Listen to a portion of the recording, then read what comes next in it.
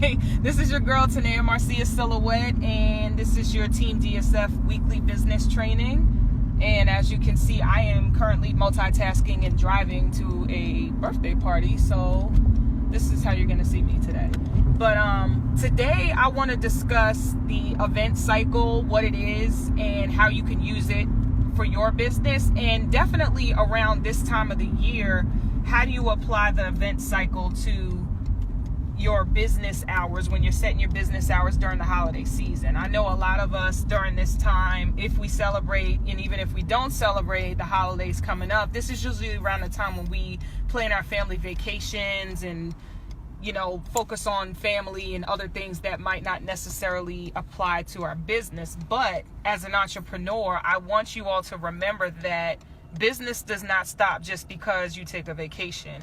And especially if you're new to this industry or new to entrepreneurship in general, you can't just shut your business down during the holidays. This would be the right time for you to actually ramp up your business. That doesn't mean that you got to work, 24 hours doing your business and, neglect your family.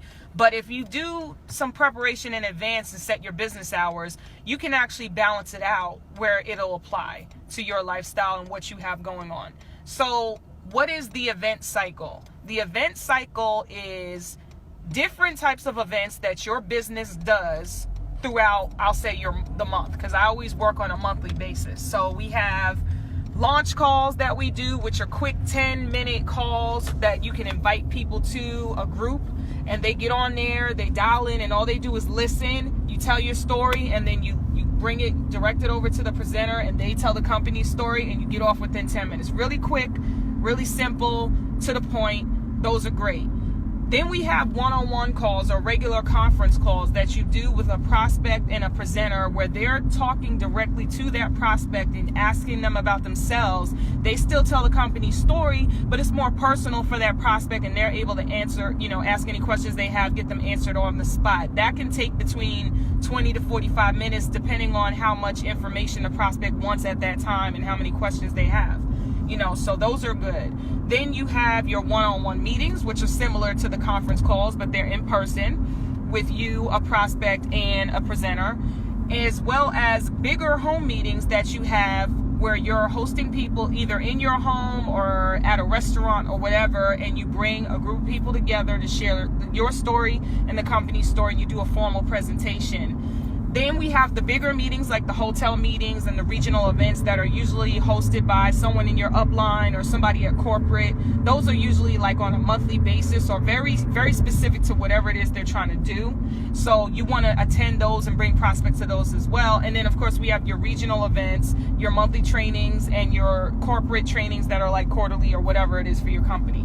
That is the event cycle. Those are the different types of events that we have on average in all companies that fall in network marketing, okay? So why is it important that you understand that? When you are planning your schedule for the next month, which I recommend around the 20th of the current month, you start planning your schedule for the next month, okay? When you do that, you have to set your business hours and figure out, okay, next month is December. We have the holidays going on. Let's say you celebrate, or let's say your prospects celebrate. What are you going to do for your business? Are you going to schedule an event on Christmas? Probably not, because even if you don't celebrate, they probably celebrate and they're not going to show up. You know what I mean? So what I want you to think about during this holiday season is, how can I maximize and use this, holiday thing that's going on, this whole culture that we have in the U.S., and use that as something that can benefit my business.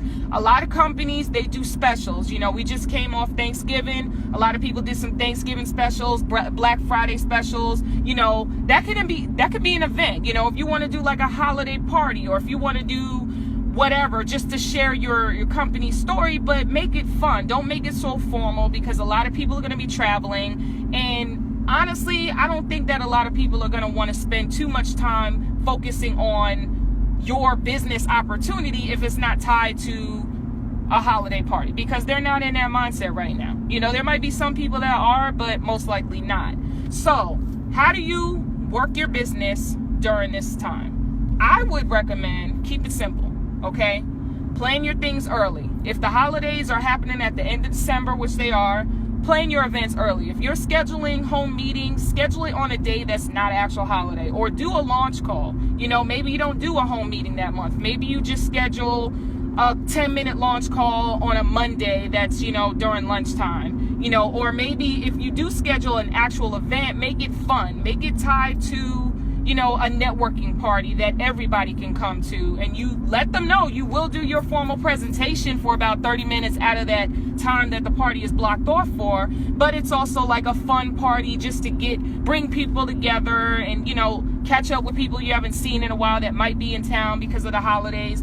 Don't mislead them and say it's a holiday party. Say it's what it is. It's both, okay? But make it, tie it to the theme. If that's something that you feel comfortable with, that you celebrate, or that your prospects celebrate, or they feel that it's something they would want to come to. Put feelers out and see, But when you're planning your events, don't just stop everything. You can't just push your business to the back burner just because other people have things going on. Because at the end of the day that you stop doing your business is the day you stop making money.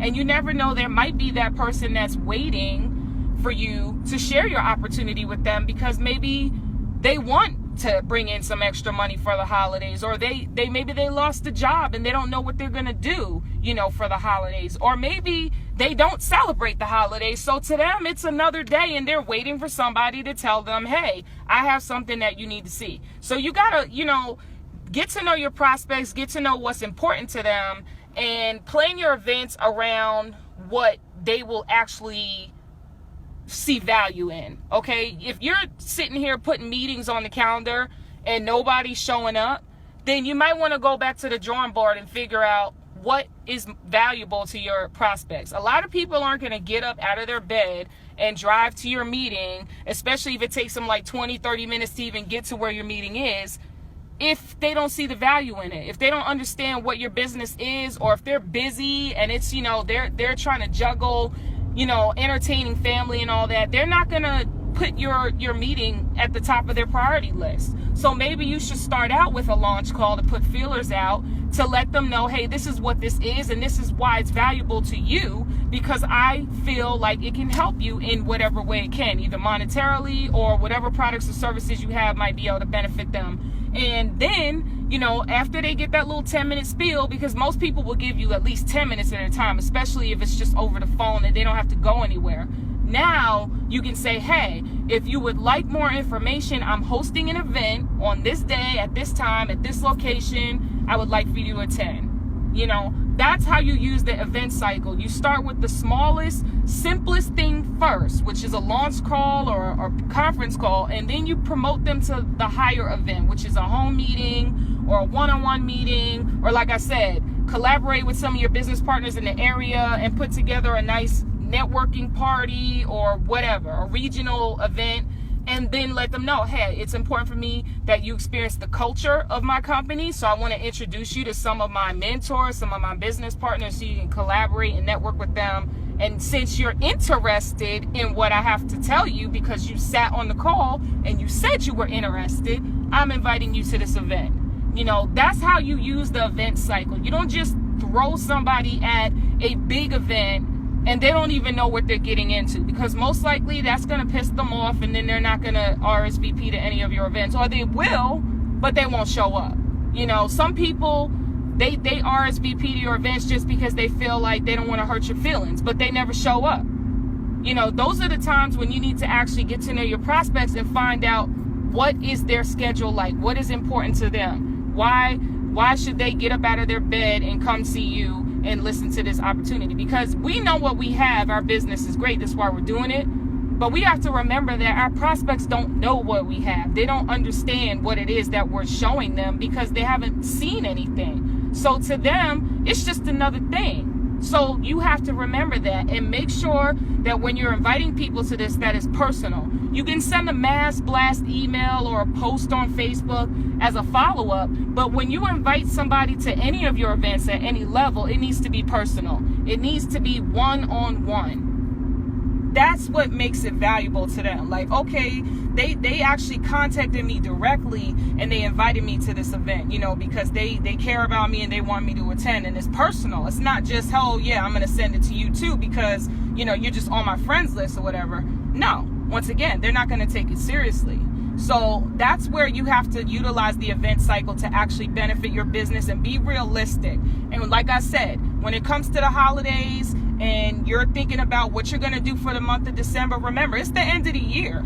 So if you haven't hit your goals yet at the end of the year, this is the last month to do it. Whatever those goals are, if you haven't hit them, then maybe you should plan your events to hit those goals. Okay, but your goal should also be helping as many people as you can, not just making money, you know, not just crunching numbers and saying I hit my numbers. Okay, it should be about how many people do you want to help? You know, how many people need that right now? How many people are losing their jobs and are looking for a way out? How many people have a job but they're not happy? You know, this could be an actual present for them. This could be a Christmas present for someone, but they don't know that if they don't know what it is, you know? So just remember, be genuine when you're focusing on this, when you're sharing your business opportunity with people and you're telling them why they should listen to you. Be genuine and make it about them. Don't make it about you. Tell your story, but tell your story in a way that it relates to them and their story. And listen to their story. Listen to what they have to say. So I'm going to go ahead and cut that training short because I don't like to ramble when I don't need to. So that basically covers the event cycle. Set your business hours. If you haven't already planned your events for the month of December, then you need to go ahead and start because it's about to be December in a couple days. So think about what's best for your prospects and then plan your event cycle and your schedule around your prospects. And let's close out the year 2016 reaching our goals, hopefully. So this is your girl, Tanaya-Marcia Silhouette. This is your Team DSF Weekly Business Training. Peace.